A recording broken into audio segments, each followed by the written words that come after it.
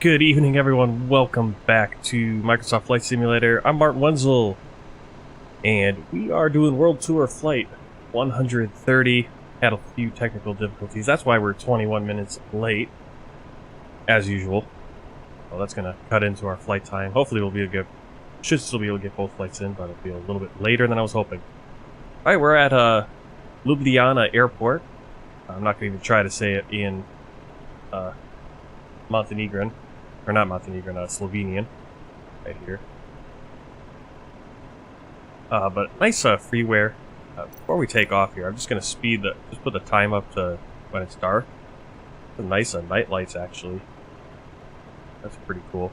But we're going to be taking off about 6:30, so we're not going to get to see those colors.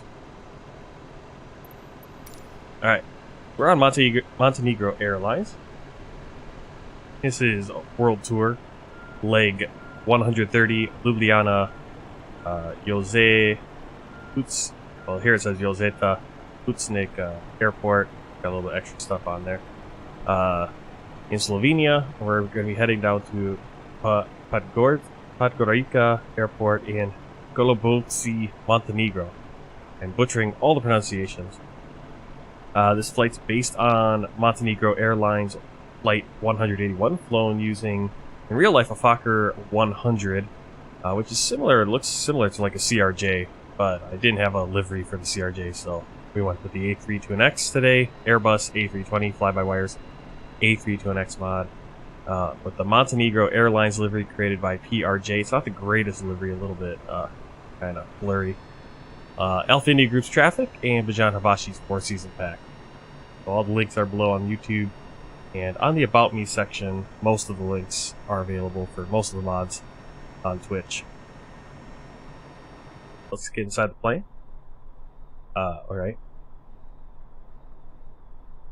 Alright, so I wanted to use the experimental version, but on the experimental version of the A32NX, the EFB wasn't turning on. I was just getting a low battery signal message, kind of like on your phone when you have no battery and you have to charge it. Pull in our information from SimBrief. Go to the OFP. Put our fuel 5851.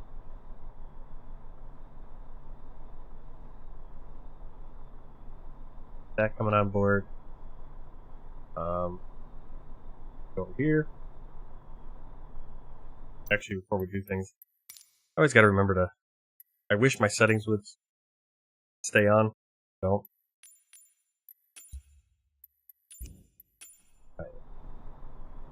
We're just gonna do here, make sure our parking brake is set, spoilers, flaps retracted, engine ignition normal, engine master 1 and 2 off, thrust levers idle,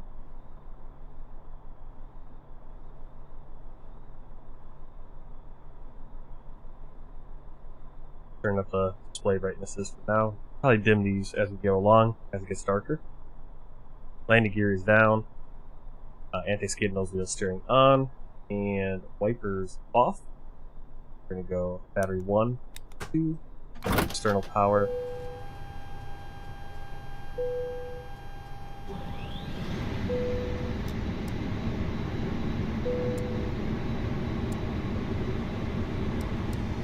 Okay, now the development version is broken sound-wise. Should be making a buzzing sound. There it is.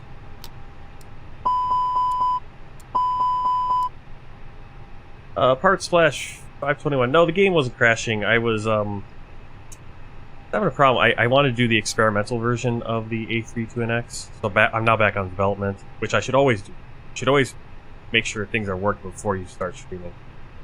And I loaded in, got to this point. I obviously didn't have any power on, and the EFB just had the EFB was off like this, but it had a little red battery. And then when I turned the plane power on, then the red battery had a little lightning through it as it was being charged, but I couldn't turn it on. I would keep clicking on it, it would never turn on. So it had like a low battery. And I didn't know if that was an issue. It didn't seem to be coming along or anything, so I had to restart and reload Flight Simulator, and that took a while as well. So that's why we're running a little late.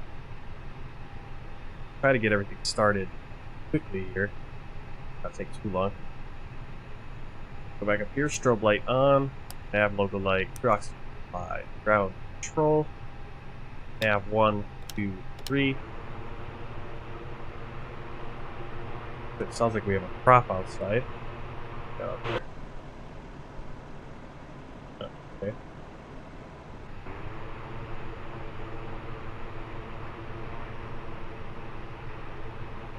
Like a new sound. Hear that? Is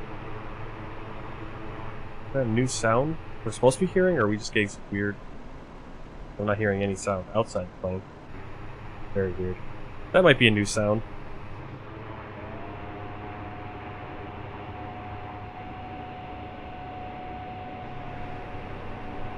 Okay.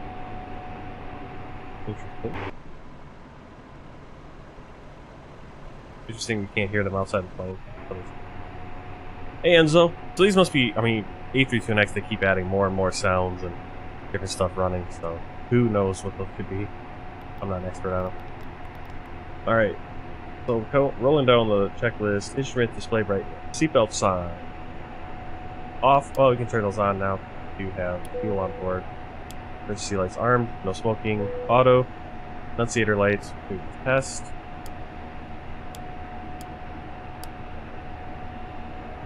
Get our getting the passengers on board. We're gonna do that through the flight computer. How are you doing, Enzo? And thanks for coming in. Apart Splash, I think first time viewer, first time chat. Awesome. Glad to have you here. We're just doing a world tour, flying into every country and territory in the world via real commercial flights. So today we're flying down to Montenegro. And then we'll be flying over to Spain, but we've already been to Spain. We're going to get to Spain a couple more times, I think. That's kind of a repositioning flight. What about weights and balances? Send a request. 171 passengers from Sim Brief. Passengers are going to come on board. They're loading fast. You hear them coming on board?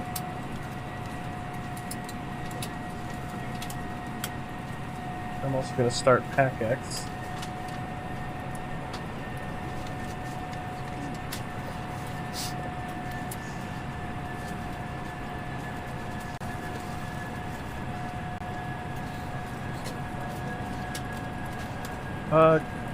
Going all right. I'm a little grumpy because we're half an hour behind on the stream. So that's going to make the streaming go a little bit later tonight than I was planning. I'm just setting up PackX, which is another passenger simulation program. Give you a look at what that is. Here it is, PackX, and kind of look here, see passengers coming on board. I like it because it's got localized names. There's self-loading cargo and PackX. I have both of them. I like self-loading cargo a little bit more, but it doesn't play as friendly right now with Flight Simulator. And it doesn't have these localized names. These names are very Balkan. Except for Mikhail Chong.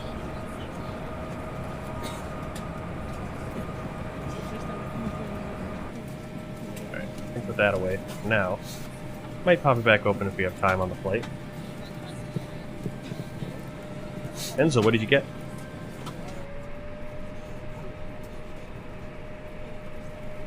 So we can do our passengers are coming on board, so let's get the IFR clearance. I turned off so you can see how fast it's coming in. I turned off the sound for the ATC just because it starts spamming everything. And I'm probably not going to use ATC most of the flight, but just to kind of get a little bit of clearance here. Take off runway 12. Okay. And climb initially to 7,000 feet. Box 6554. Start in there. Because the game ATC, in-game ATC kind of likes to pray. Just gonna look over here, put in 1019 for UNH. Hot chips. Okay.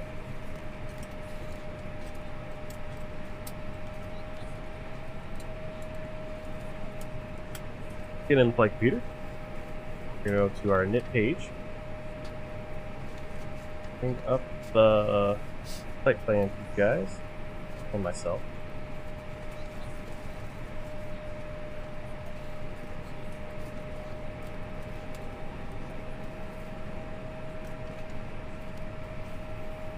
Alright, so our alternate is, I believe that's going to be, I think that's, Belgrade. Flight number 181. Cost index 21. And our cruise is going to be flight level 350, which is 35,000 feet.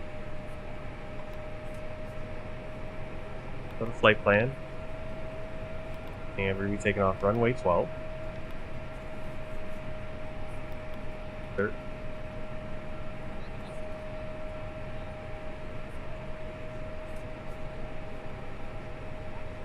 Third. Probably could do a... Yeah, we could do SID. So let me see what SID we can do. Alright.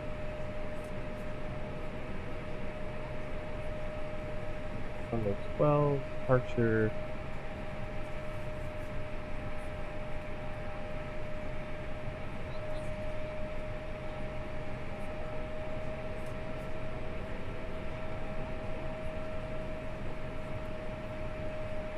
We're just going to go no SIDs. Insert, taking off runway 12, and put in our waypoints. Waypoint 1 is Ljubljana.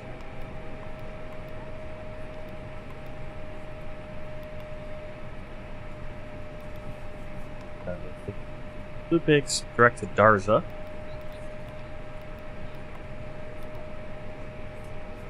Go to Nera. To Delta Bravo Kilo VOR. Now from here we're going to go on an airway.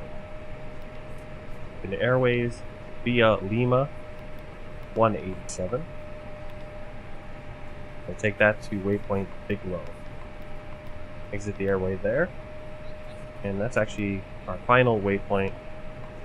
And we're going to plan on landing runway 36. We're going to do ILS 36 Zulu. Big Low 1 Bravo for a star.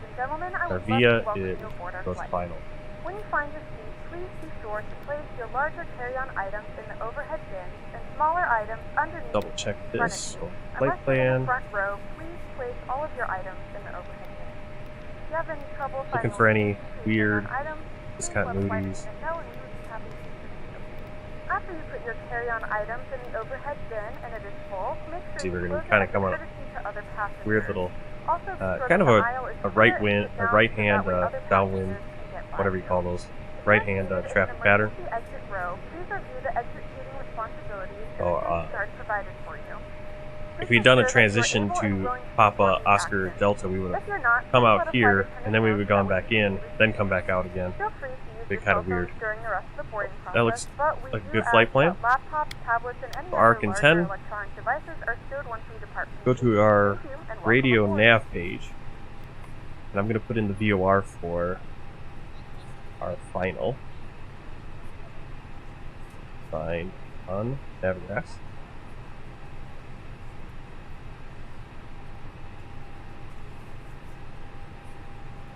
VOR is 113 frequency.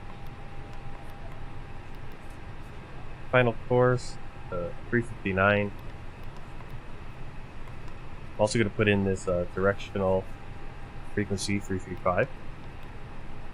Put it up here. You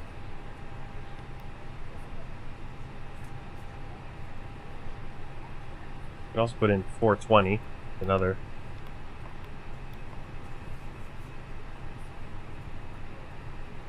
Then ILS will automatically fill in. Go back to init page 2. Actually, I think our passengers are all on board. As far as the FMS is concerned, PACX is still loaded. Yeah. We can go to init page 2. Get our zero fill weight and center of gravity. Get our fuel planning. 5.8 on board.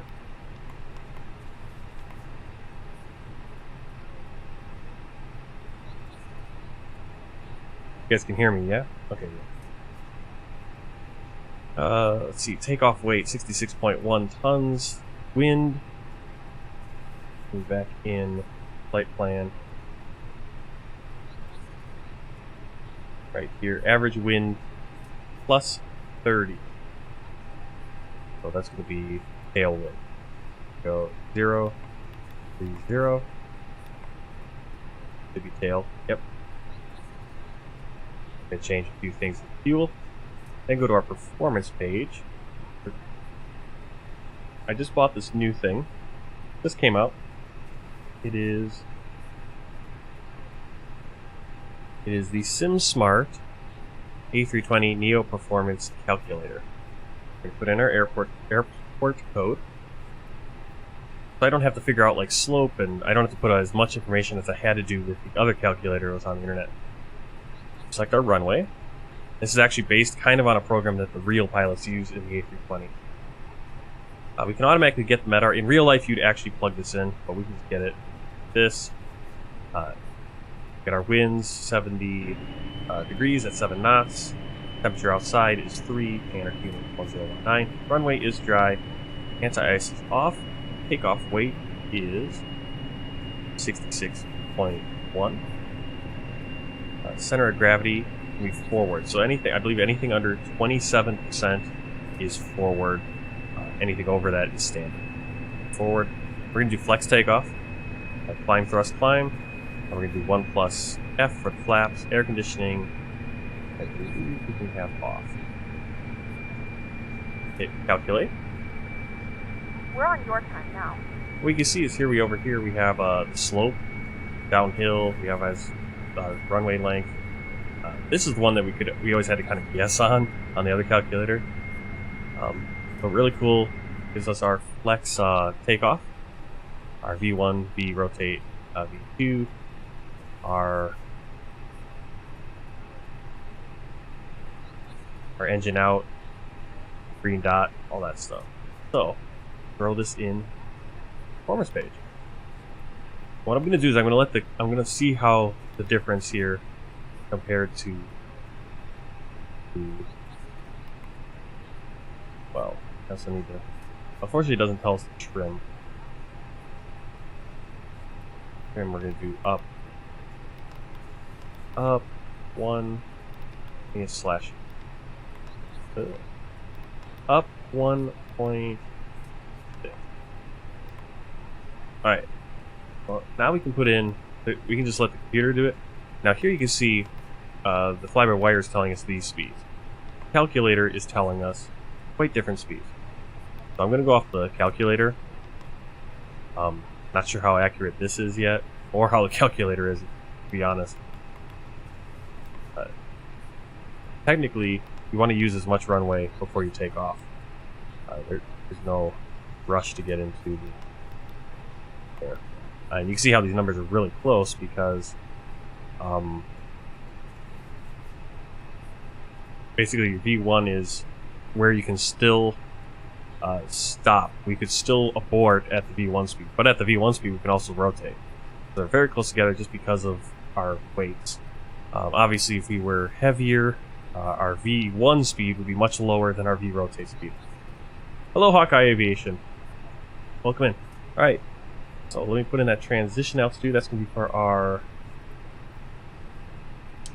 we'll call it the barometer.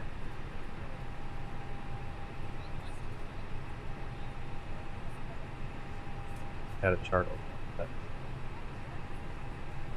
Transition is 10,500 feet. Go over here, and I'm going to set the trim. I can see the trim wheel is still inaccurate, and I think we'd put it right around here. But in reality, if you look at a chart, it should be up here for about 20 at our center of gravity. I haven't fallen out of the sky yet, so it's probably not a huge deal. Alright, so we are done with that. Predicted wind shear on. And cockpit door is locked. We are ready to go here. Get our APU started. We have our flight directors on. Barometric pressure, VOR ADF as needed, FCU altitude and heading, or altitude, initial, speed and heading dash. The FIS is arc and 10 nautical miles. Flight directors both on. So, you.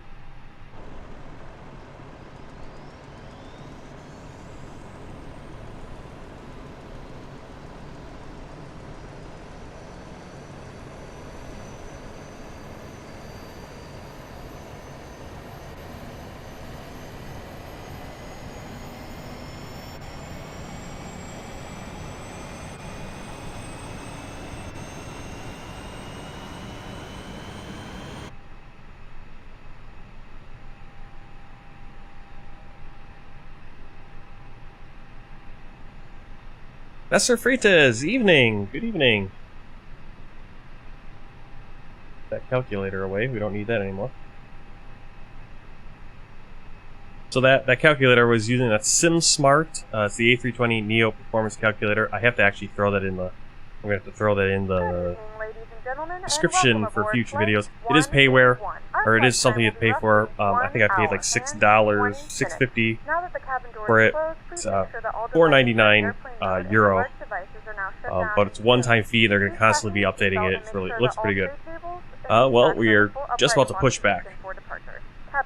Just about to push back. So you are just in time to watch some taxiing and take off here in beautiful Ljubljana. We're going to fly right over the city, I think, on our departure, and it's a beautiful city. I just did a VFR flight over it. I'm going to be making a YouTube video of that. Very pretty city. Alright, so APU started, fuel pumps. Make sure we have those, otherwise the engine will not start. And external power connected. Uh-oh, might be reconnecting. Jetway's already disconnected though. Okay, and the co-pilot must have called. Again, I turned off the sounds, voice sounds, so that you're not going to hear the co-pilot, you're not going to hear ATC, even though the co-pilot is talking to ATC. See that right there? But I'm going to be using a pushback helper. Not using the toolbar pushback right now. I haven't tested it out to see if it's working again. Here's pushback helper. It's really nice. We're just doing offline. I always seem to have issues getting into VATSIM anyway. Or I have so many other issues I'm always dealing with on these streams, and then to throw VATSIM on top of it just causes headache. I'd love to do it more, but... Alright, we're gonna ready for pushback. Here we go.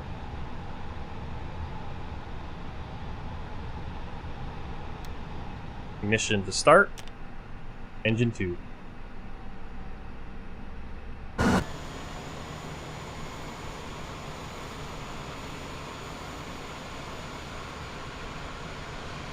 Yes, we're doing an offline flight. These are just AI, Alpha India group traffic. Now see, we actually probably shouldn't be starting our engine right now with that thin air back there. Which way do I go? Which way do I go? Where do I turn?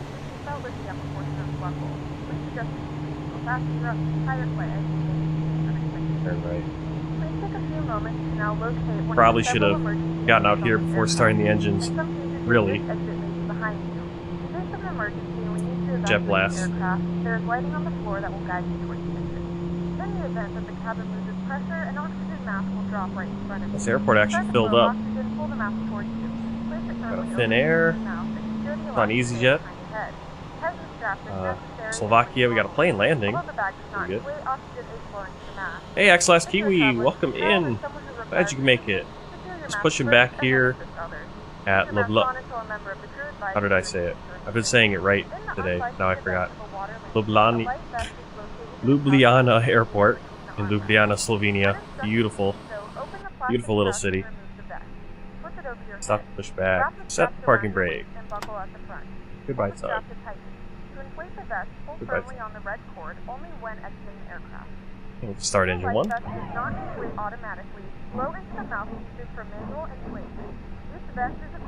Right, thin air's going to start coming out. We got a Wizz Air just landed.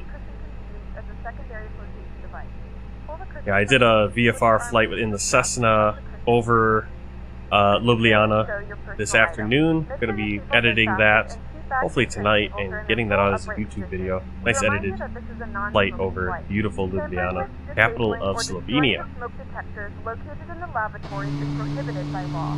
All of this information and more can be found in the safety card located in the seat back in front of you.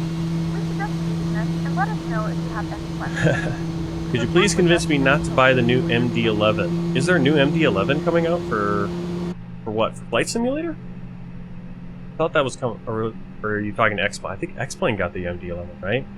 And I've heard there's been some issues with it. I don't know. Convince me to buy it. I'm not really. Yeah, there's so many planes. Yeah, I don't know enough about the Concorde or the MD-11. I've seen a lot of issues with the Rotate MD-11. I've heard there's some, but I guess they're working them out.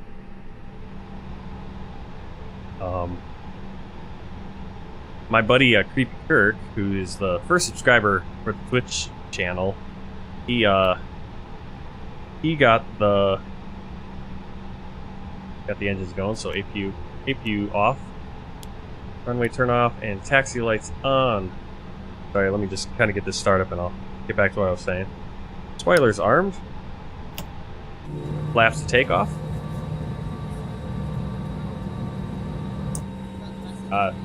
TDFI is going to make one. Well, let me get taxiing here, and I will let you know my thoughts on payware planes. And then it's not that I'm against payware planes at all, by no means. Alright, I'll go back next. And co-pilot's probably already asked for a taxi clearance.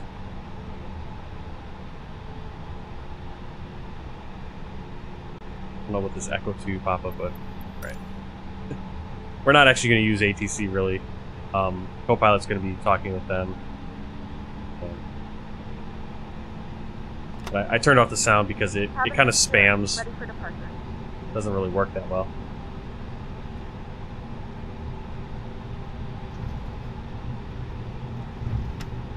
Okay. You only live once, yep. Well, my buddy, Creepy Kirk, he's streaming right now actually on Twitch.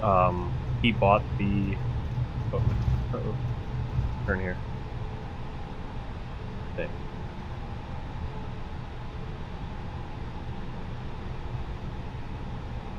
He got the Boeing 247D, which is like a 1930s plane. Looks really cool. $20. It's only like between $20 and $30, so... but it's pretty study level, pretty complicated plane. You have to fly by the radio signal, like the Morse code and everything. So it looks like a really cool plane. I don't know if I'm going to get that. Just simply, I don't have the time to devote to making it worth it to have that. I mean, I already don't have enough time for the CRJ, which I spent too much on.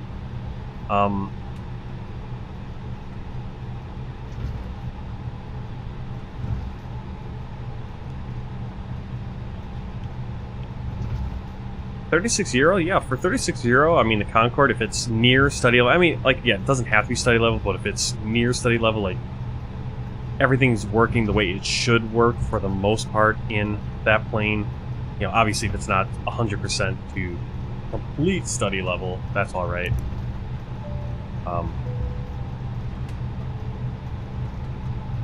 Big. I don't want to, for me, I don't want to spend money on a plane that, you know, any amount of money on a plane unless it's going to be actually simulating that plane pretty decent. So it sounds like, you know, probably the MD-11 is, you know, attempting to do that. There's probably, it looks like there's some glitches.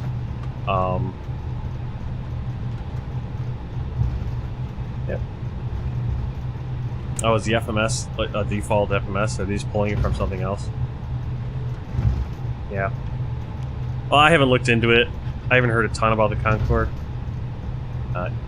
Like the plane I'm going to be interested in possibly getting and really having to think about getting is the PMDG 737. I never got the PMDG 737 for X-Plane because X-Plane had the Zebo mod for the default 737, so I just stuck with that. Yeah. Try to spend as little as I can. Alright, we are cleared for takeoff, it looks like. Alright. So, put our landing lights on. Takeoff lights, strobe lights. We'll zoom in here so you guys can see. ATC on. Altitude reporting on. TCAS to Tara. Let's get in position and get in the air.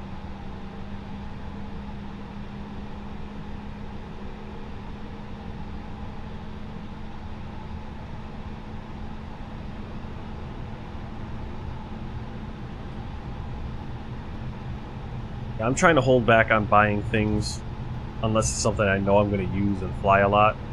I'm intrigued by the Boeing 247, but I'm afraid I'm probably just not going to end up using it a lot. Simply because, especially on this world tour, when am I going to use the Boeing 247? I'm sure there's a few flights I could have used it on back like in Africa, where they still use some old planes like that, similar to that. You know, old prop planes. But getting to the part of the, you know, mostly CRJs and A320s can cover most of my flights, and looking for like an ATR, or maybe I'll get the Twin Otter once I get to the Caribbean. Alright, so we are on the runway. We are ready for takeoff. 40%.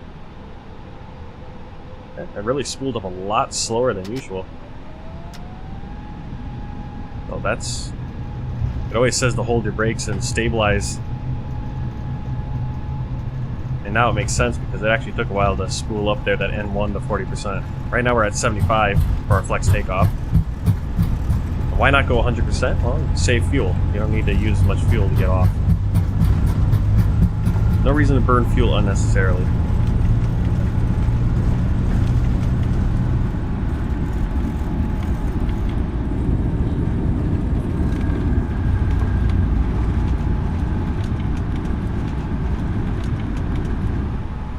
Rotate. Positive rate. Landing gear up.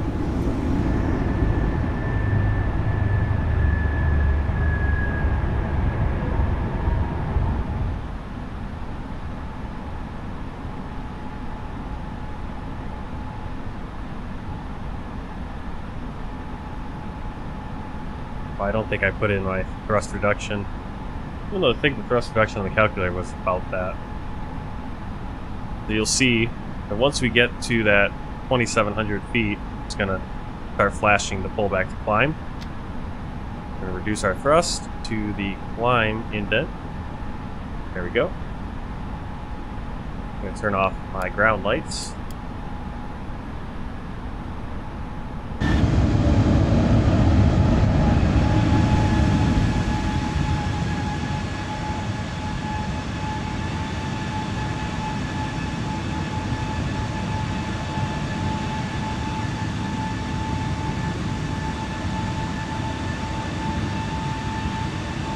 Ljubljana is going to be off to our right.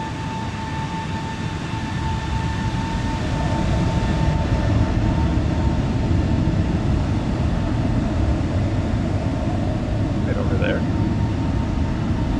Unfortunately, you're not going to be able to see it so well, so hopefully you guys will go watch the video I made.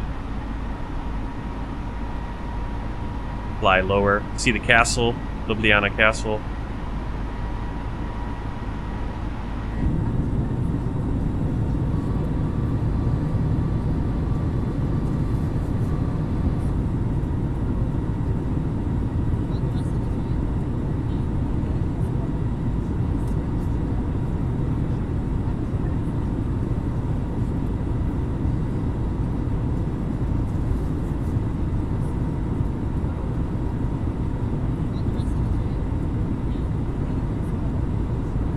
Yeah, it's the same thing with the Concorde. It's like, what would I use it for? I mean, I suppose you could do a Concorde, fly JFK to Heathrow and go Heathrow to, Beijing, or, you could do longer flights, even though they'd still be shorter time-wise. You could cover more of the world just as at one stretch. I mean, it's similar to doing, you know, you could do a, you know, with the A320, I could do a flight between here and Montenegro. It's going to take me an hour, or I could do a flight between here and another small town and another small airport, another small airport, and bounce and bounce and bounce all the way down to Montenegro in a Cessna, right? So it's sort of the same kind of concept, I guess.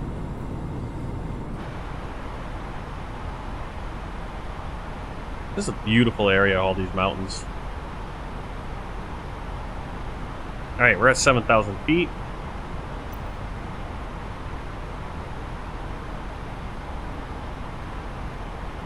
Climb to 35,000.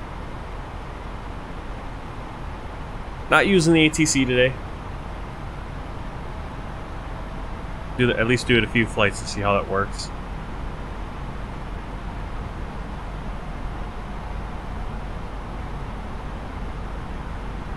I might be wondering, well, why don't you use VATSIM then? Well, because I'm looking at the map of VATSIM and there's zero coverage where we're flying anyway, so all that would do is record my flight time on VATSIM, which I guess I could do, but I don't have it on. I need to update the client, I think, as well.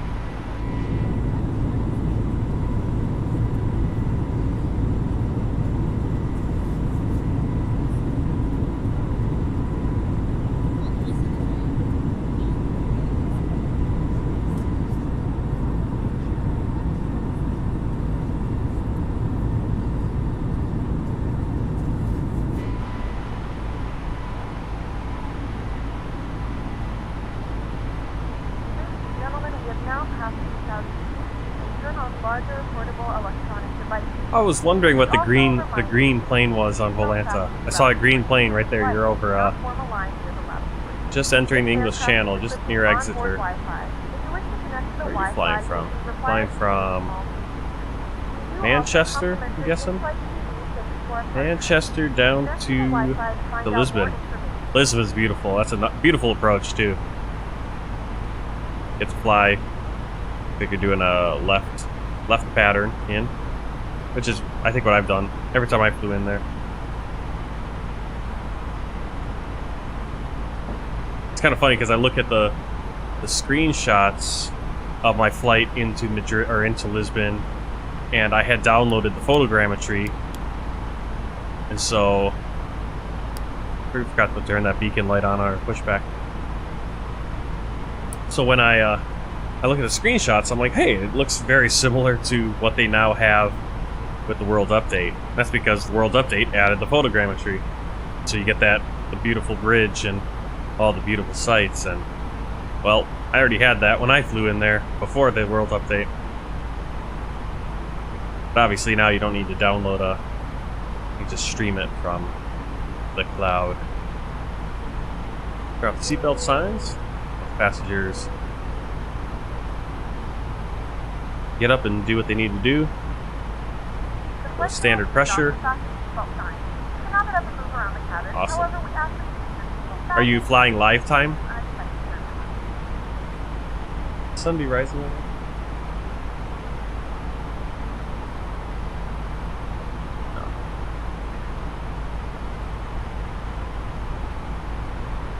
Yeah, it's kind of funny because my screenshot for this flight, or my thumbnail for this flight, it looks a lot darker than it actually is right now.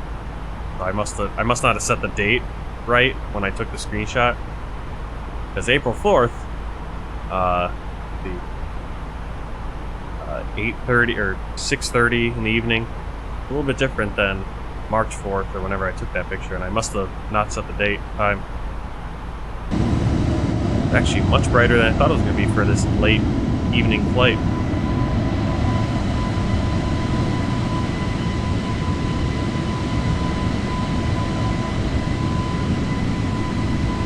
Yeah, that's what I try to do most of the time. I try to do the real flight time. I'll sometimes fudge it one way or the other if I don't want to just fly a complete middle of the, a red-eye flight. Because there's always those flights that take off 1 in the morning, and I like to see the scenery.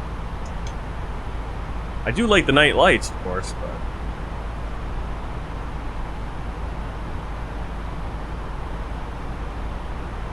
a little bit boring looking out the window and not seeing anything except for a few lights here and there twinkling.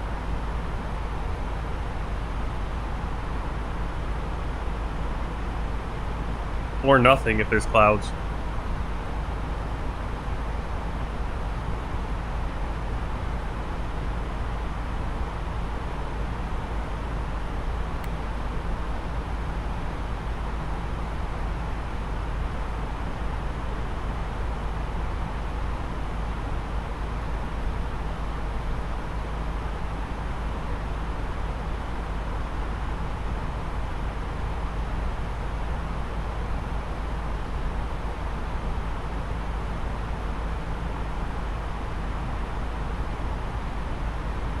Oh yeah, you're having a sunrise. Yeah, so I should be having a sunset here soon. You took off 5:25 in the morning, I took off 6:30 in the evening. And we're not that far apart, time zone-wise. I think I'm only probably an hour in the time zone. I'm only an hour ahead, I think, Slovenia versus the UK where you took off, but we completely took off opposite times of the day.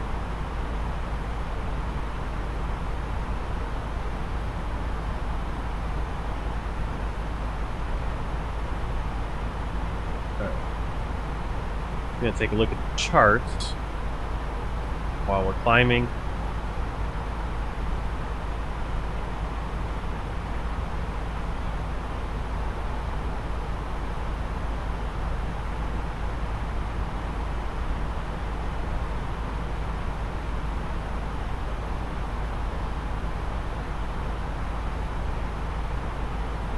Okay, so our standard terminal approach route starts at Biglow. So and the minimum at Biglow is 8,000 feet. Can't go below 8,000 feet. The next waypoint is Nigox, which has a hold. We can do a hold there if we need to. But I'm going to aim for getting to 8,000 feet by Biglow, and then we'll be able to manage our speed, get ahead of the aircraft. You don't want to be behind the aircraft because then you're rushing, you're trying to get that plane slowed down as you're coming in on the approach, and it just gets messy.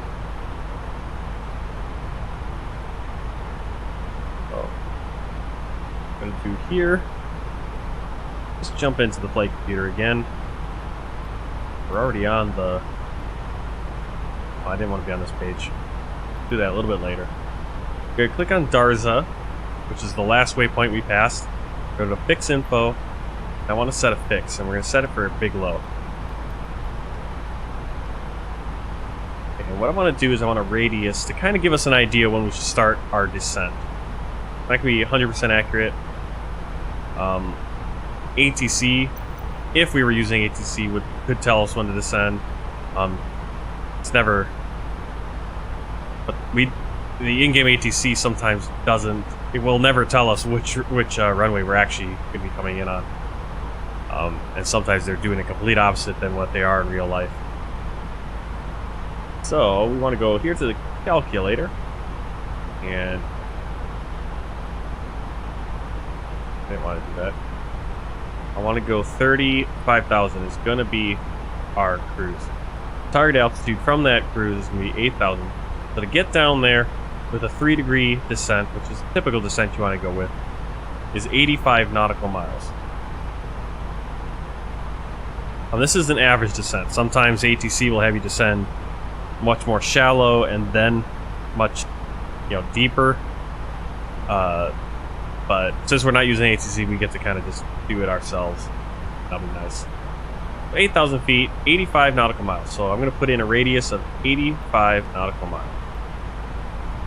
Now what we have to kind of keep in mind, though, is that that's a perfect line to the edge of the circle from that point. And our path, you can see, is a little bit of an angle. But basically, we're going to want to start descending before our next waypoint. We're already going to be descending at Nera. If I look at my flight plan, for NERA, yeah, NERA, it already has us at flight level 347, 34,700 feet. So we should already be descending by the time we reach NERA. That's another thing you can do. You could look at your sim brief flight plan, and you can look for waypoints, and it'll actually tell you what altitude you should be at. And for example, on my flight plan, it actually says Bigelow we should be at 15,000 and then descend. So being down at 8,000 might be a little aggressive. We actually don't need to do that. But that just kind of gives me an idea, like, hey, this is when you want to start thinking about descending.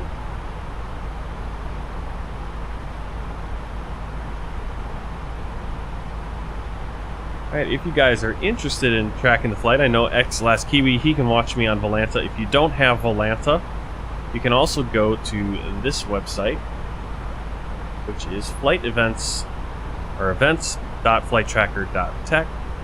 Throw that in. And just look for the call sign MGX181. You'll be able to track the flight, lots of cool things. The map is completely in the local languages, of course, but I think that's pretty cool. Currently, we are over Croatia. And I think most of the flight we're going to be over Croatia, skirting the Bosnia-Herzegovina border.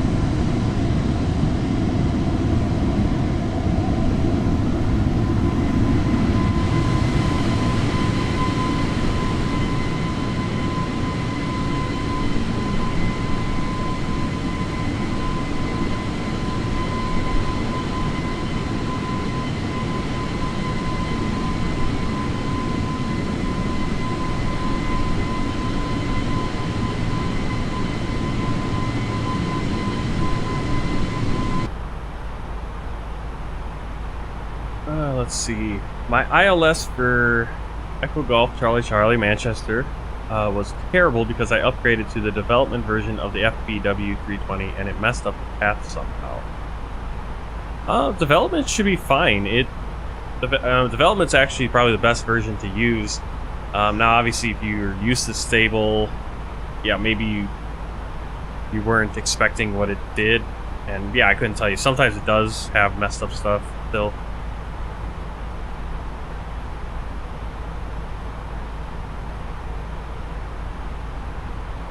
Like, did it skip a waypoint or something? Because I haven't had that happen lately. But what you'll have is sometimes you'll be coming in and there'll be 3 or 4 waypoints between you and the runway. And you'll hit a waypoint and then it'll just skip that whole turn and it'll just direct to the runway. And now you're sitting here at 5,000, 6,000, 10,000 feet and you aren't on the approach path or anything, and the plane decides, yep, we're just going to aim right for the numbers, not on the right course heading or anything. So you kind of, yeah, you do have to kind of watch it, but typically I haven't had too many issues with it lately. Hey, we're at our cruise 350. We're at 0.85 Mach for our speed. Our ground speed is 485 knots. We have a crosswind 260 or we have winds coming from 266 degrees at 75 knots. That's why you can see we're kind of crabbing here. The line is going this way. We're supposed to be on about 140 degree, 145 degrees. I'm saying 145 degrees, but our green dot is at 140. But you can see our plane is actually aimed at about 148 to counter that wind that would be pushing us way off course to the left. We're actually kind of flying more to the right and getting blown towards an era.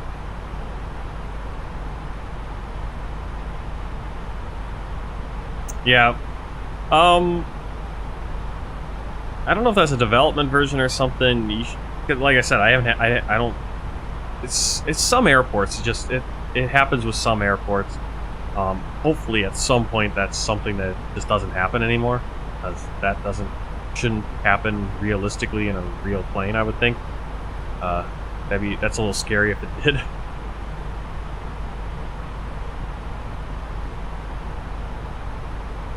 Especially if you're relying on the ILS, you're relying on that to take you in, because what is the purpose of an ILS landing? The main purpose of an ILS landing, and it's not I mean, you don't need to have this, but if you're in I believe Category 3, Category 2, your different categories of ILS, the weather, you can't see, and so obviously, if you can't do a visual landing, you need to have the plane doing the descent and the course, and it just decides, okay, we're going to turn and land sideways across the runway as opposed to going down the actual path of the runway. Be a little difficult.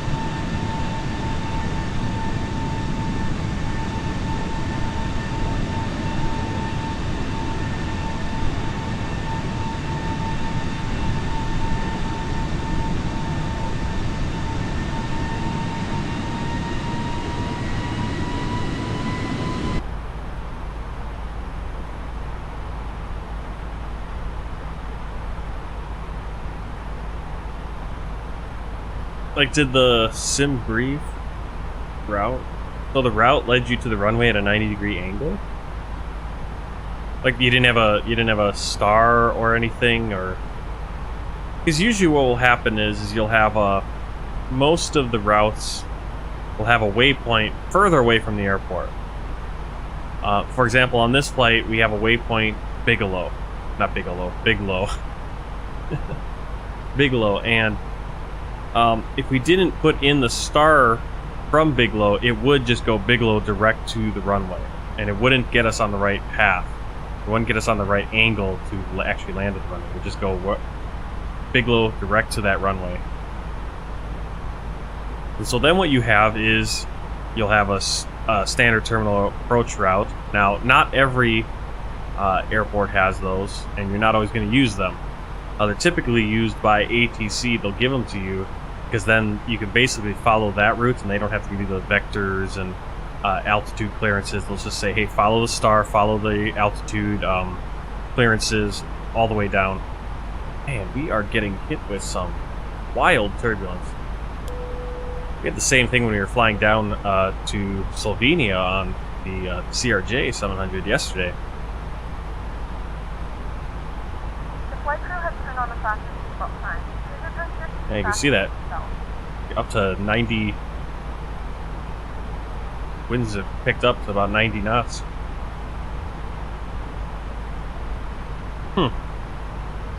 Yeah, well, and like I said, I think the biggest issue for you is that you were coming in and the waypoints were all in there and the flight plan was good, and then the computer decided to just randomly skip a bunch because it was like, oh, the runway's just right over there, why don't we just go there? And it's like, no.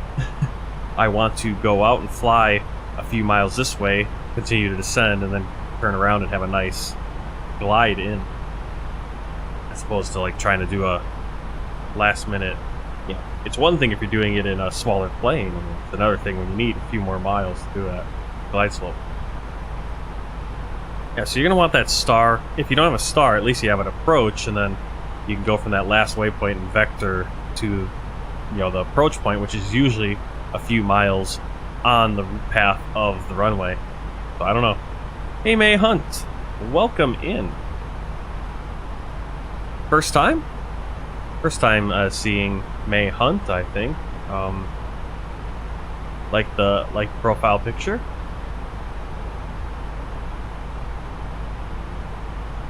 We're at 35,000 feet over Croatia right now.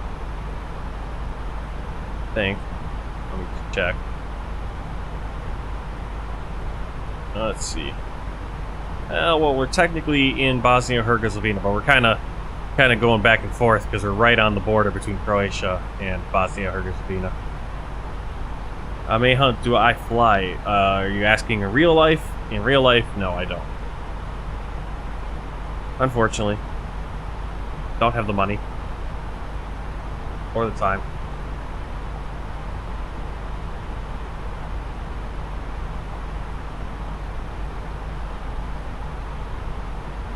Yeah, but we're on the Croatian Bosnia.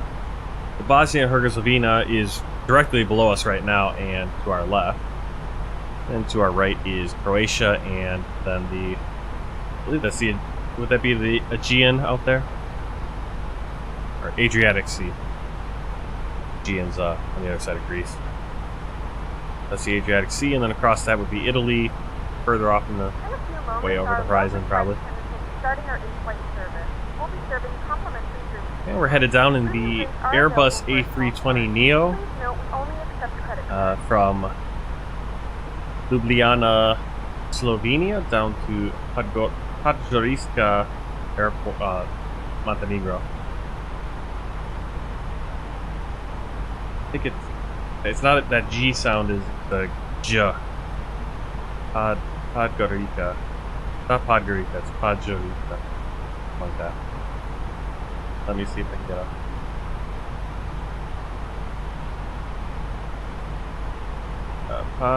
Podgorica. Okay. Used to be called Titograd. Named after Marshal Joseph Broz Tito, who I believe was he was in charge of Yugoslavia. I think he was. What did he do during? Yeah, president of Yugoslavia from '53 until 1980.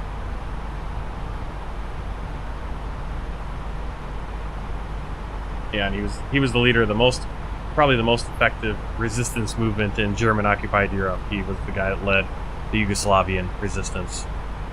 So it used to be Titograd, but now it has been renamed Podgorica.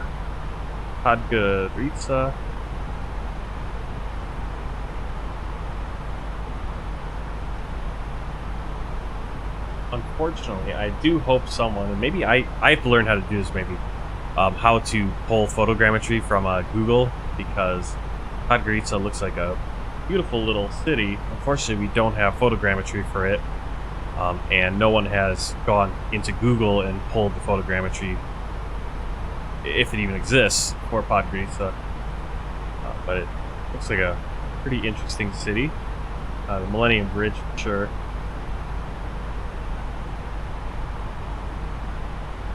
We did get beautiful views of Ljubljana, Slovenia, which I'm going to be making a video for direct to YouTube, not live stream. It'll be a little bit edited. Oh, May Hunt is a 737 pilot with WestJet. Okay, yeah, WestJet doesn't do 737s. Well, you would know. I was gonna say, doesn't WestJet just do like CRJs or something? But what do you do that? Because when I think of WestJet, I just think of, I don't know why I thought that. I think I have a WestJet livery for the CRJ.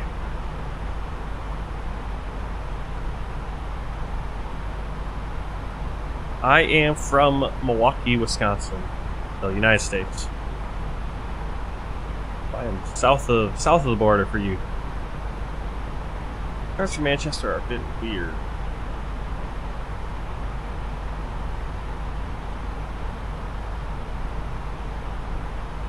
Where's Manchester? Echo Golf, Charlie Charlie. See what I can do. We have to charge from Manchester. I have Navigraphs, so I have it all. Approach.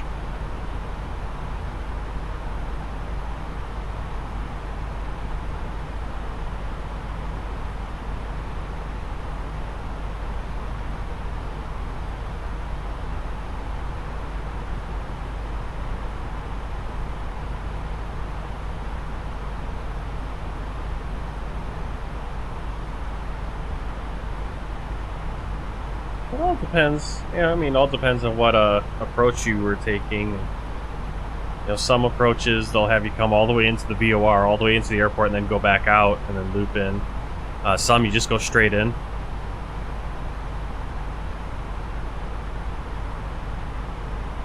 Looking at the charts, didn't look like anything weird. TNT Dana 2A runway 5.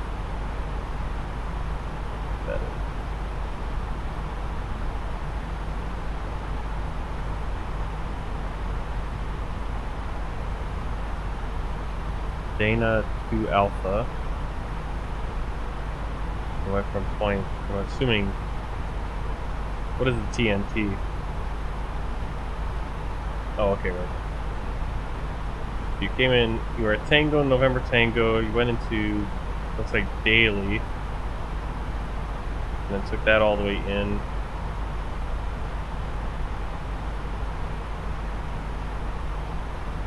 Yeah. And that's probably what you did, because it looks like I'm looking at the approaches for runway 5, and all of the approaches, ILS, it looks like you hit the airport, you hit the VOR, you go out, about 10 miles out, you basically go directly out. I never know how that works, if you're flying out the exact same path that the other planes are coming in to land. I suppose you have to be at a higher altitude or something. But yeah, all the charts basically are doing that. You're kind of going out and making the... Yeah, doesn't look like there's any straight-in approaches for runway 5, which is kind of strange. You'd think, what if they're coming from the southwest?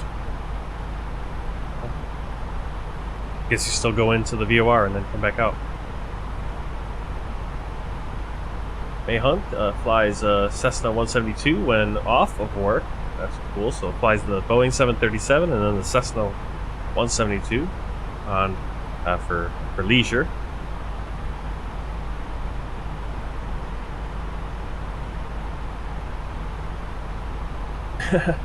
Not a 737 pilot. That sucks. Do you fly the Cessna though? For real? Private pilot?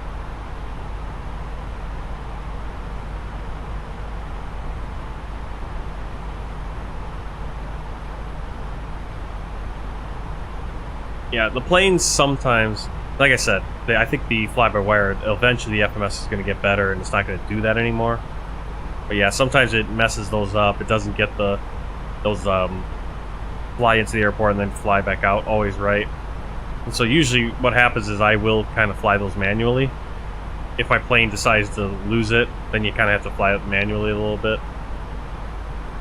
Which kind of defeats the purpose sometimes, but you gotta do what you gotta do. Hey Enzo, Enzo is back. Oh wow, beautiful. Right now we're on the west coast of Croatia. Guessing, yep. Just about to hit Nera, so we actually do need to start thinking about descending a few of the islands here off of the coast of Croatia, southern Croatia.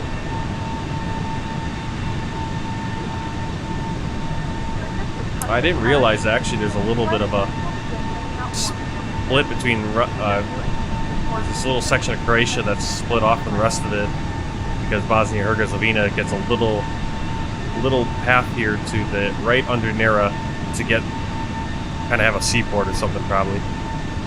access to the sea.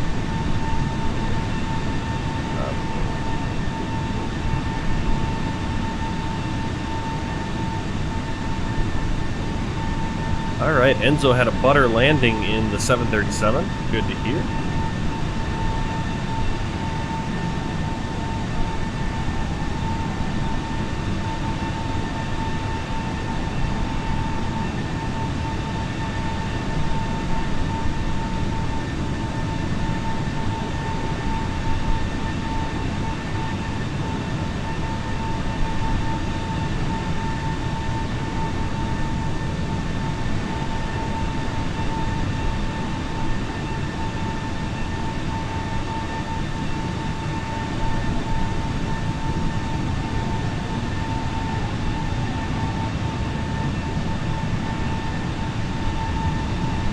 I think right down there, this area, it's actually Bosnia-Herzegovina, just kind of gets an outlet.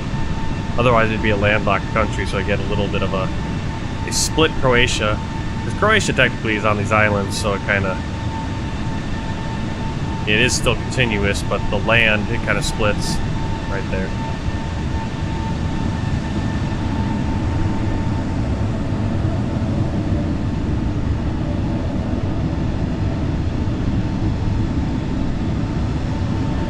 Yeah, only 2 countries that are landlocked by landlocked countries. Yep. I believe.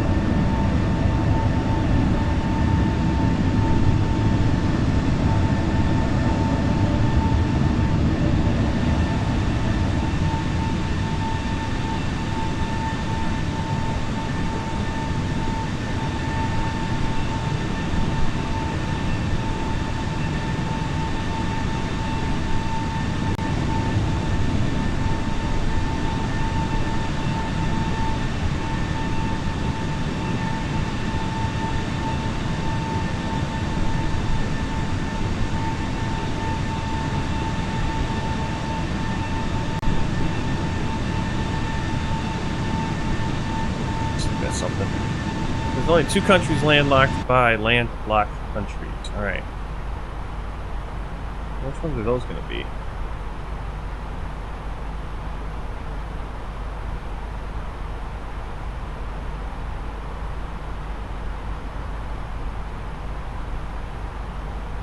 Well, one of those would be Liechtenstein, yeah? Because Liechtenstein is... oh... It's landlocked by landlocked countries. No, it wouldn't be well, yeah, it would be Liechtenstein because Austria is landlocked, right?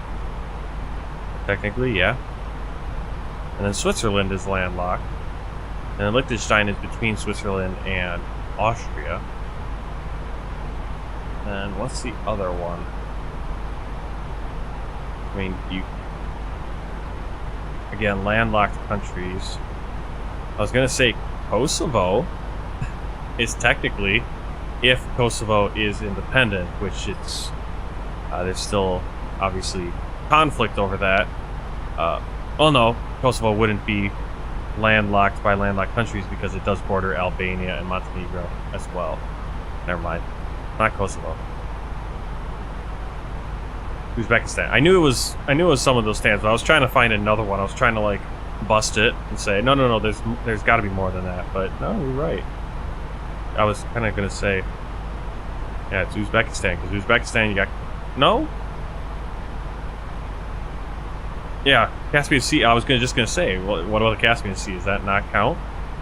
Yeah, it's not Kazakhstan. It'd be or Uzbekistan. It can't be Uzbekistan. No, you know what it could be. It should be. Nope, because then I was gonna say it could be Tajikistan, which is next to Uzbekistan, but that borders. It has a little bit of a border with China, and obviously China borders the Pacific. Yeah, weird. It's amazing that how that is. Yeah, because you'd be like, oh, you keep looking for all the landlocked countries, and you look at them and you're like, oh, what about that? Oh no, because like South Sudan. You're like, oh, well, it borders Ethiopia. Ethiopia is landlocked. Until you look at, yeah, but it's also bordered by Kenya and Sudan, which both have outlets.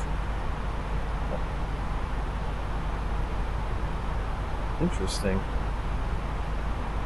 Yeah, I've heard Uzbekistan, but now that I look at Uzbekistan, it's like, well, why? How is Uzbekistan bordered by countries that are also landlocked? Kazakhstan and Turkmenistan are outlets of the Caspian Sea.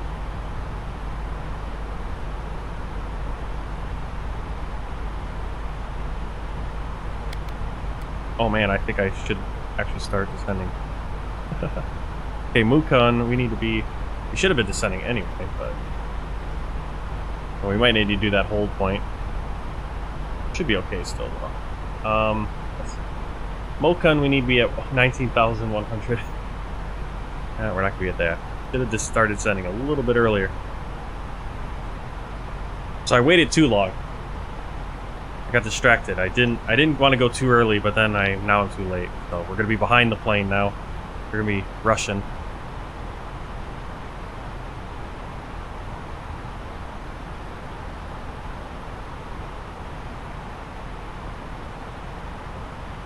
Remember, at Big Low, we want to be at 15,000.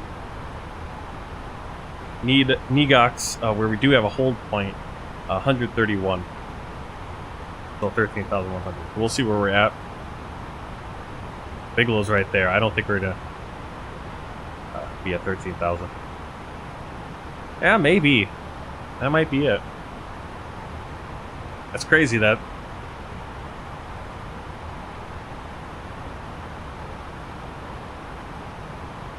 I mean, technically it does have a route to the ocean. I mean,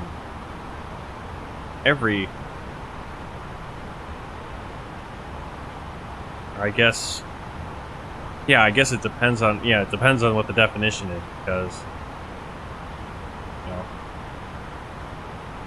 like how much separation from the ocean, because technically I'm sure there's, Austria has rivers that run through it that run all the way to the ocean. Same with Switzerland, probably. And same with, obviously, the Caspian. Eventually has a river that connects, I would think. I don't know. Weird. Guess that must be the reasoning, though.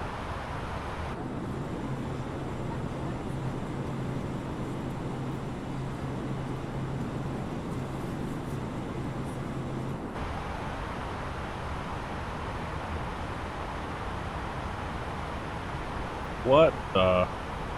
Why is it doing this big loop? What's going on there? So here, keeping an eye on here. How did we get the Big Low already? Man, we are hitting these waypoints fast. We really should have started descent a lot sooner. We did not start a descent at the proper time. Okay, Nigox is right there. I don't know why we have this big loop in. What's going on with that? Really weird. Really concerning. So we're gonna go on Nigox and we're gonna do a hold. Kind of just spin around and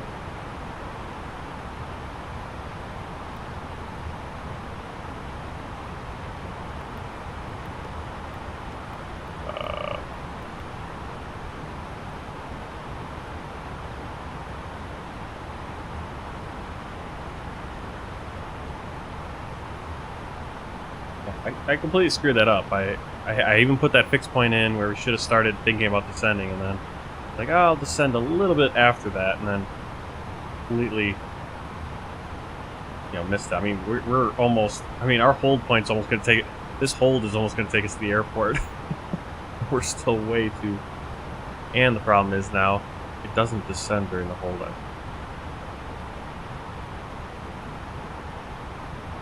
Oh, we're bleeding speed because during a hold, I screwed that up. I screwed that up.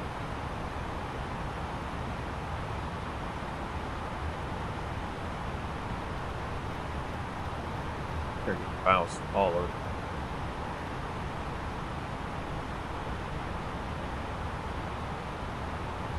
Where are we going? Oh, I think we do right. The hold should be this way.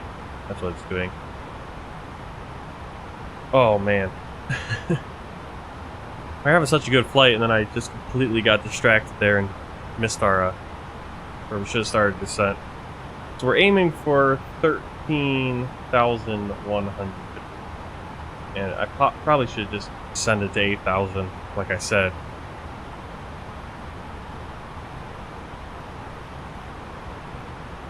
I got a little too fancy. I guess we'll keep descending and we'll be able to descend in the darkness, right? Burn off some fuel. I think that's the airport right there. Now, obviously our flight plan is going to actually take us around and then back in. But pilot error.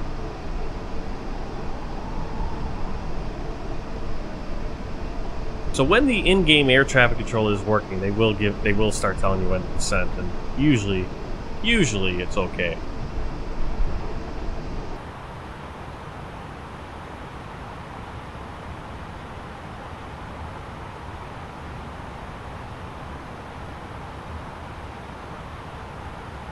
So we're gonna get to hold and watch the beautiful sunset here in Microsoft Flight Simulator.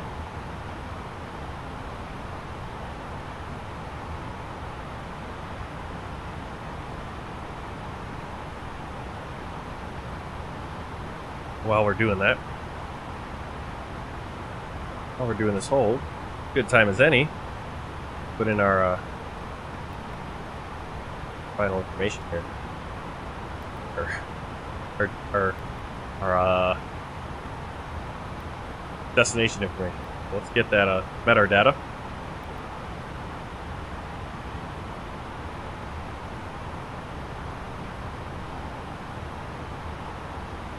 Start making circles between Lake Skadar and the Adriatic.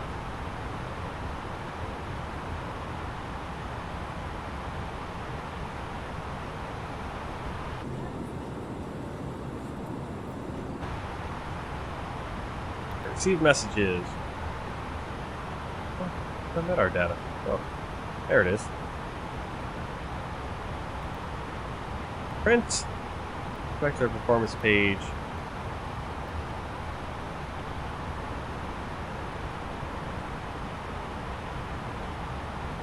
I got the print out. We're looking at Lima Yankee Papa Golf. Printed, or this came out about 40 minutes ago, so it's not perfectly up to date, but it will suffice. 1019. And check over lantern to it. The lantern. Yeah. Alright, so we got winds or temperature first. 4 degrees. Wind is 50 degrees at 3 knots. Transition altitude.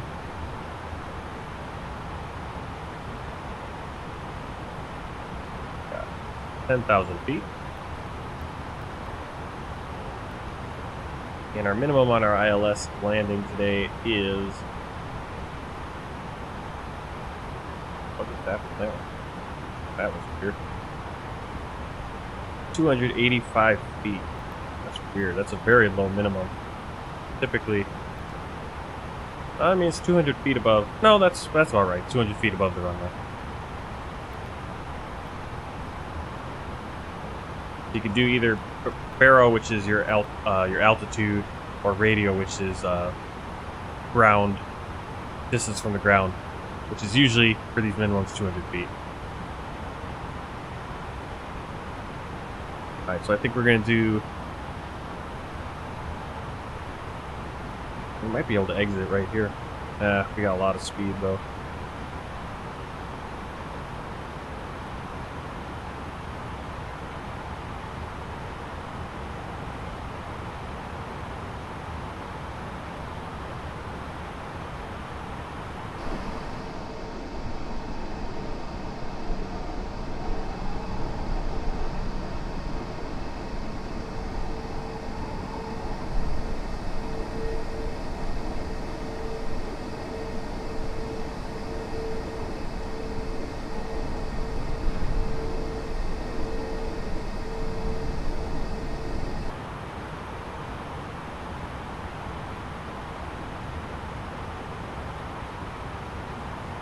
Yeah, we actually can. We'll probably be actually able to exit this hold on this turn. That's what we're gonna do. So we're gonna go right here and say exit. So it will exit once we get back to Negox. Now, if we before Negox, we can say resume hold if we want to hold more. We should be at 10,000.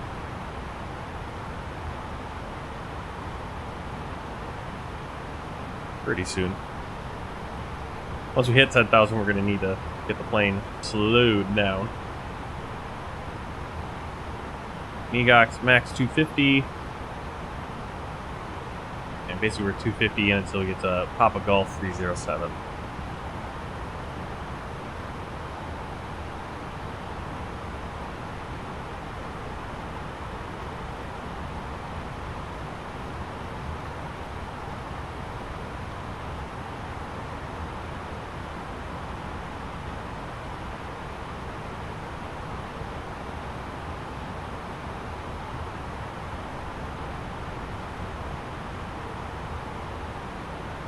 So we're gonna get the plane to 250.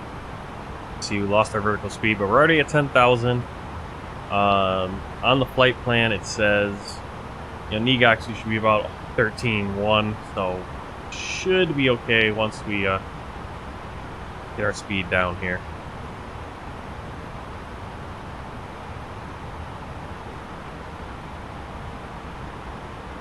Minimum is 5,000 feet once we, as we're headed into Papa Golf 307, and we're going to be slowing down at 220 once we get there.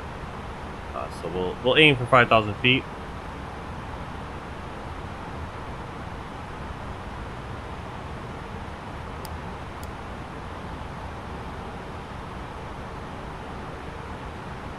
We have begun our final descent into your destination.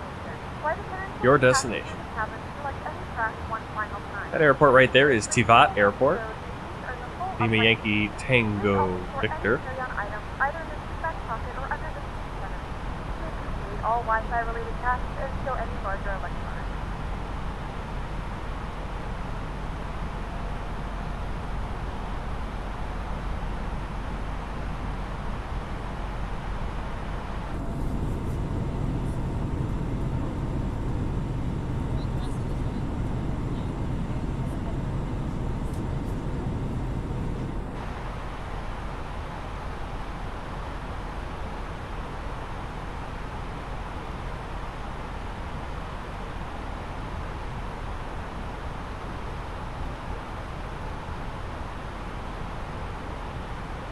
Landing lights on. We're at 10,000 feet.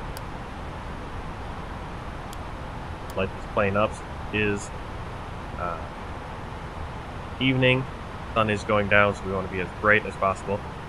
Remember, Papa Golf 307, we want to be, hopefully get about 5,000 feet around there and be at 220 knots.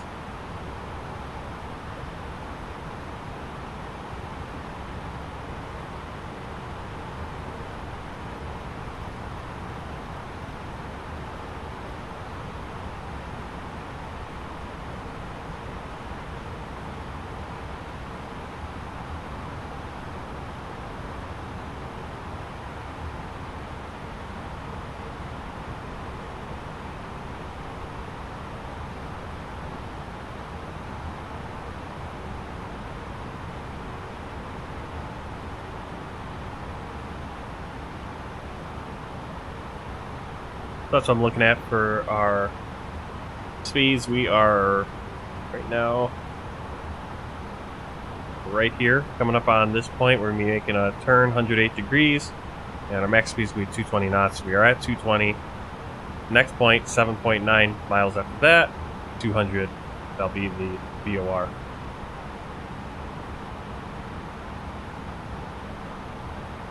I'm going to throw out the speed brake a little bit.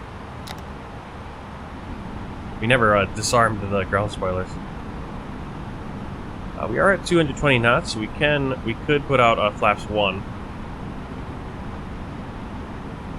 We're going to do that once we start going down to 200 knots.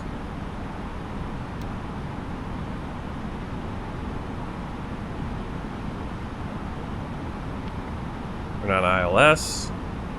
Go into radio nav. You can see here's our ILS. Yes.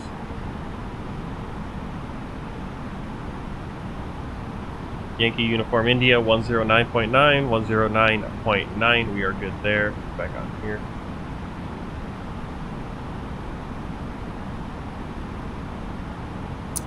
Yeah, you can do a sim. You can import it with SimBrief.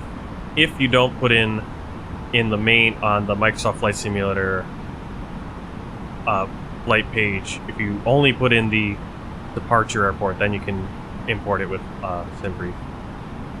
I typically put in my departure and arrival because then the ATC in-game ATC will work.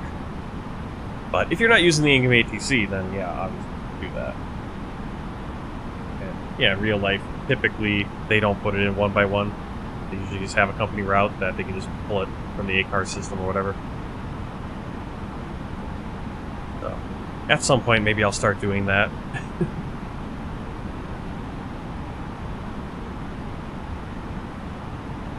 Save a little bit of time on our flight setup. Heck, we could do it on the next flight. Try it out.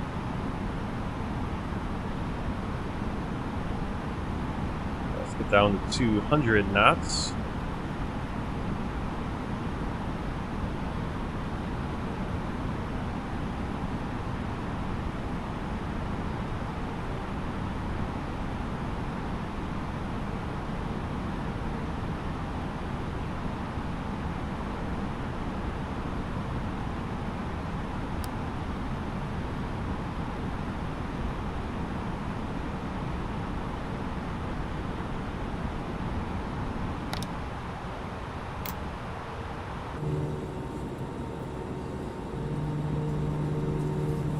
Flaps 1.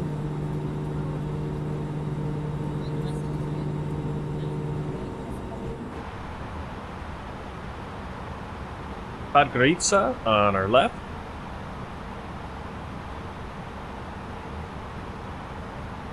Airport right ahead of us.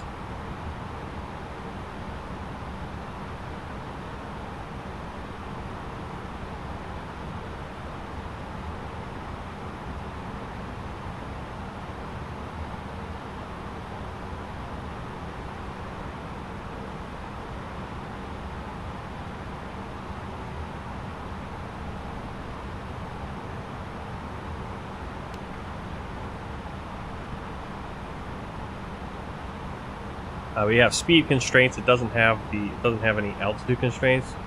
Technically, should probably have minimums, but like here at Podgorica, you can actually get down to 3,100. Is the minimum between here and 304, and then we can go down to 2,000.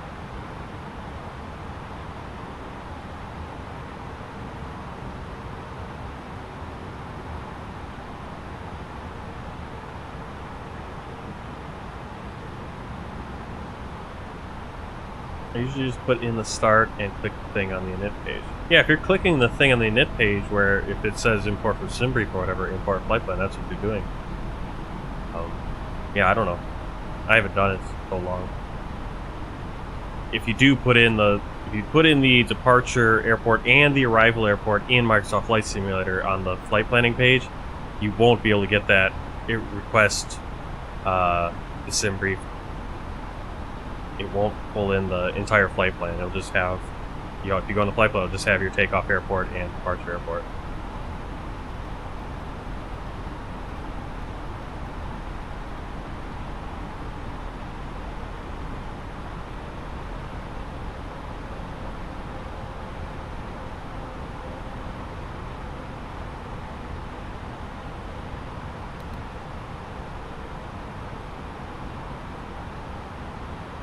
Double check. Runway length is 2,500 meters. Medium. Be enough. We do have a calculator over here if we want to check that. 2,500. I'm not going to pull that all in. It might pull it in automatically. No.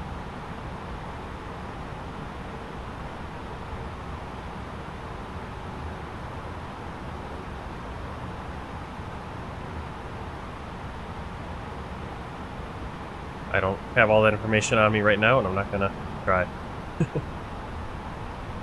Alright. Start slowing down to 185 knots. That is going to be our minimum.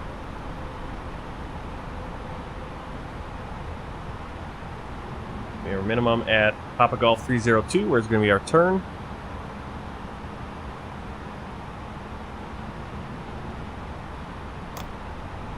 Go flaps 2.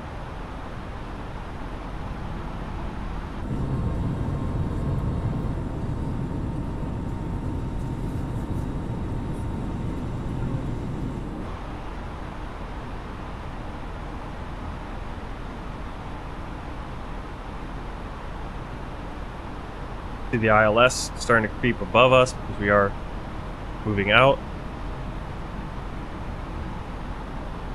Alright, do our cabin check.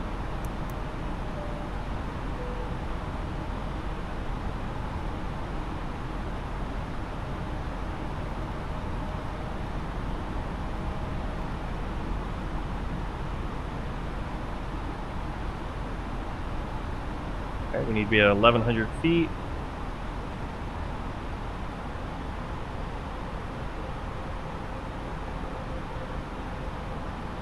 Technically 1140.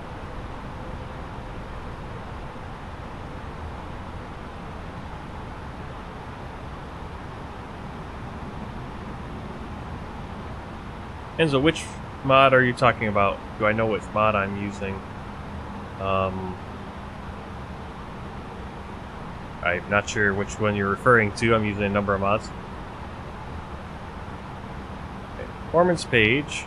What is our approach? Wrong one.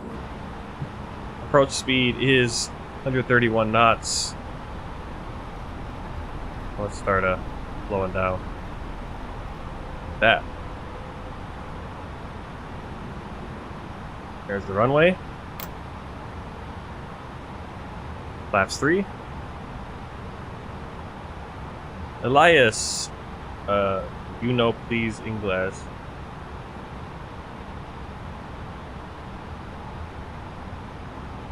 Well, I speak English, so that's what we're going to be speaking.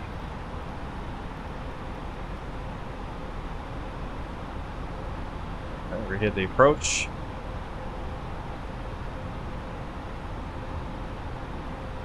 We'll be capturing the glide slope. Diamond up there still. Flaps full.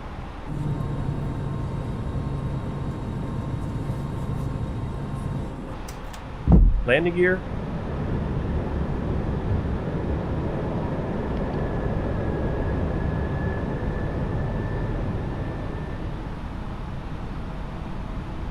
Landing lights are on. We don't screw up like last time where we didn't have landing lights and trying to figure out why the runway was so dark. Even though this one runway does have more lights than the one where we landed at a really dark runway. Alright, so you see the diamond is coming down. Got flaps, operational minimums. The diamond, glide slope captured, is going to follow that diamond down. 1,000.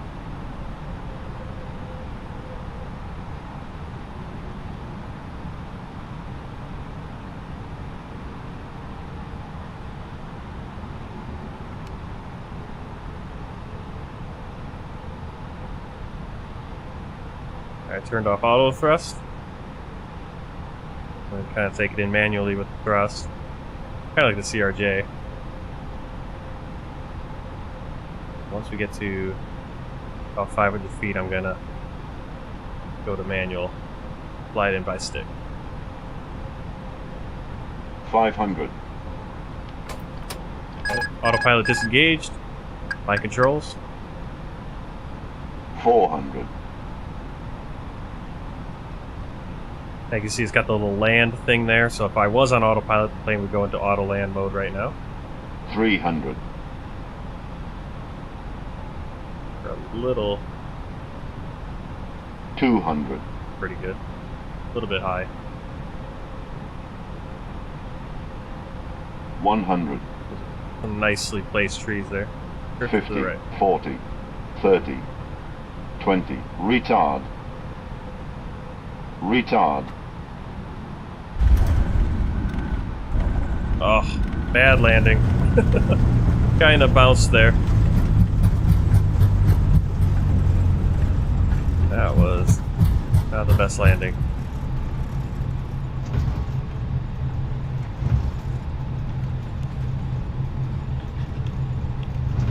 Felt good until we started drifting off to the right and then got a little shaky.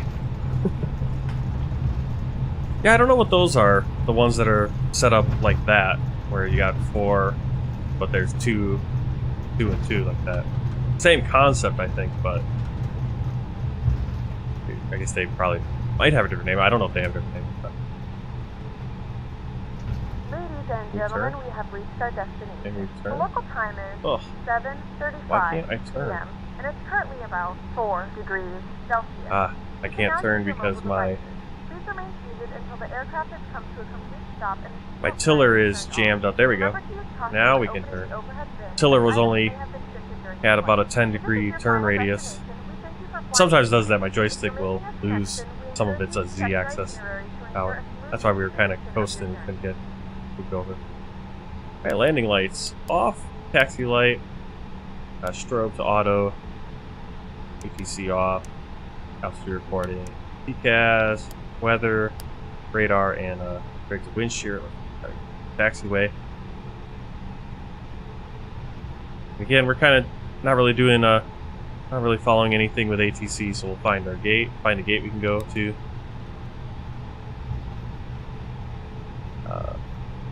Unfortunately, this airport is probably just one of the generic ones.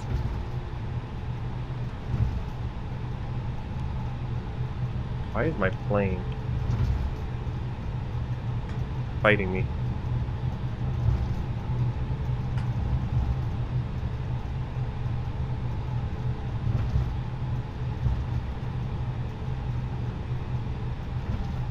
There's always a Turkish Airlines plane parked at these airports.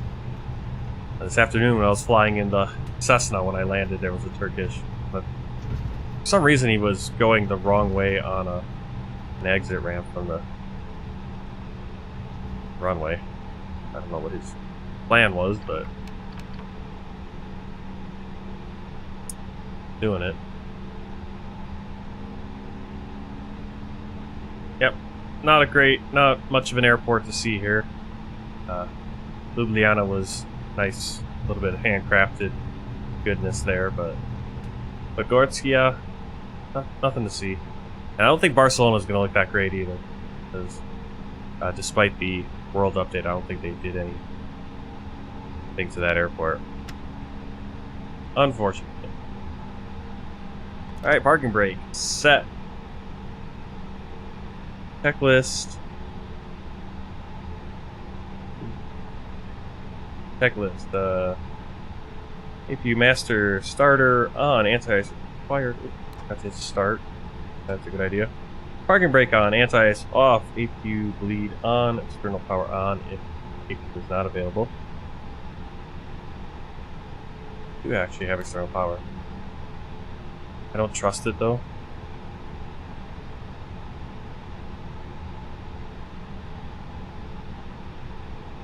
This is sort of a dead airport kind of thing. Once we get the APU going, I trust the APU slightly more. Alright, VASI lights. So you got PAPIs. PAPIs are the 4 across, and you'll have 2 red, 2 white when you're on the proper glide slope. VASI lights, I guess, works the same. Seems to be, but not that exact. Oh, it seems to not be as exact, like glide slope wise. Yeah, but they'll have like 2 red and 2 white. Same concept. Alright. Engine masters. Oh. Not the text.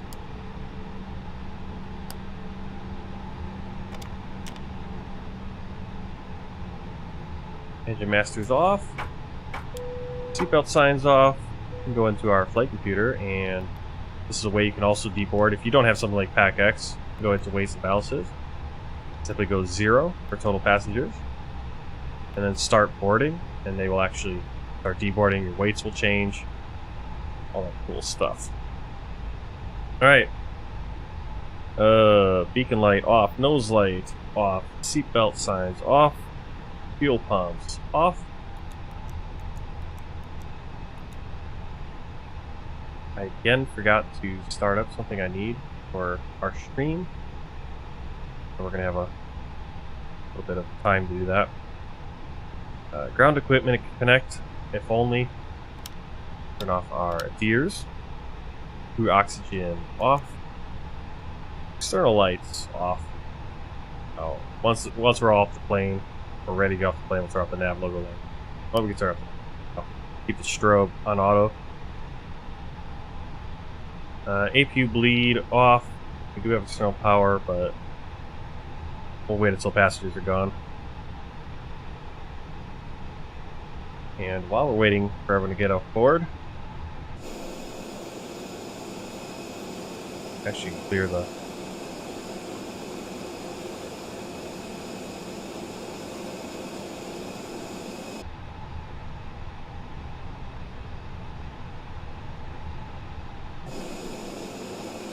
Why am I... Flaps not... Do I not have hydraulics? Maybe I don't have hydraulics anymore, so I can't actually close them. I forgot to close them when I should have. Yeah, we'd have no hydraulics, I don't think. So I can't actually put my flaps up. I forgot to do that.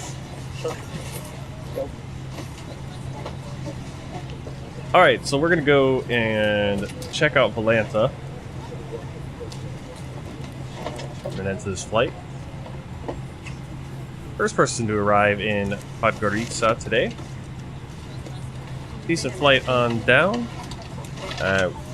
Only did part of Boulder, really didn't have to do too much. Mostly those islands I was talking about.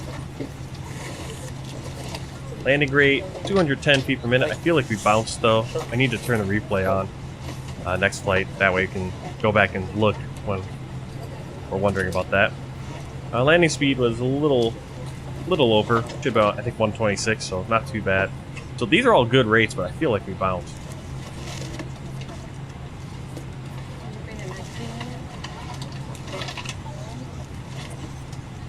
And I'm gonna pull open the world tour map.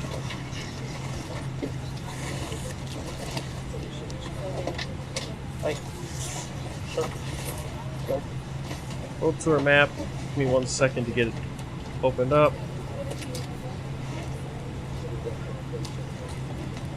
Right, so we're flying into every country and territory in the world.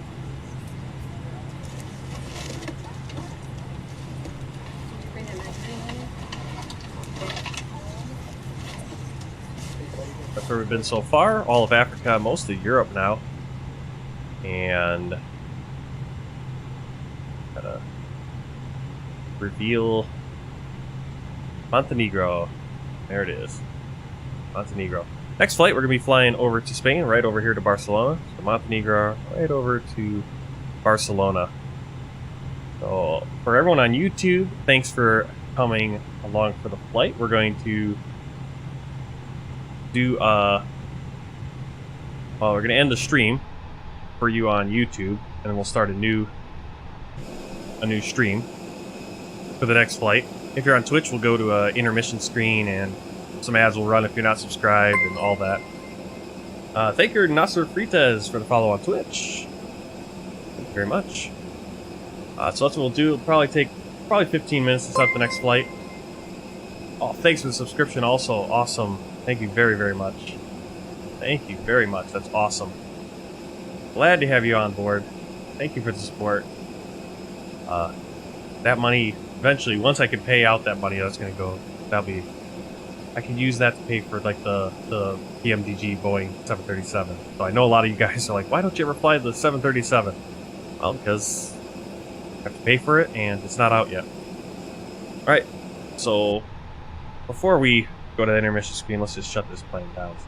Lead off, APU off, and turn off the emergency exit signs, no smoking signs, and turn. Internal power, priority 1 is off. Plane should shut down.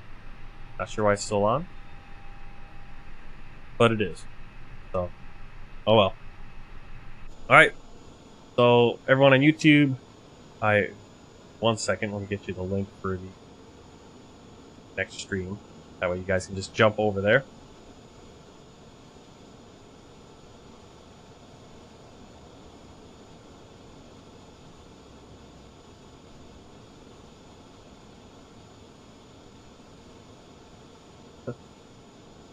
Alright. No, that's cool. I don't know what you're apologizing for, but let's see. What are we doing? We want to get the next stream. Sorry. Get the next stream for you guys on YouTube. If you're on Twitch, just hang out here. We'll go do an intermission. But we're gonna be doing our World Tour flight 131 next. I think. There it is. For all you guys watching on YouTube, just click on that and go over to the next stream.